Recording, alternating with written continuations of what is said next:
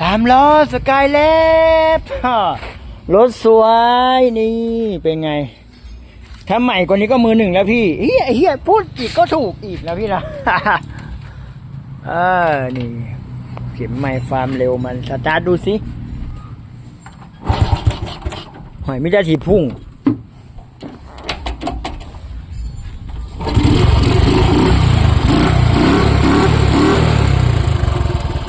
เครื่องดีไม่เชื่อม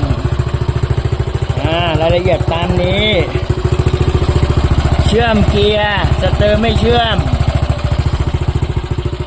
แยกอะไร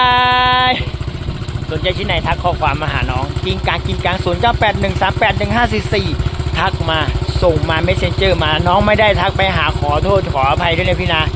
พิมพ์ใต้ข้อความน้องอาจจะไม่เห็นอาจจะไม่ได้ตอบอย่าเพิ่งโมโหไวๆนะพี่นะขอบคุณครับ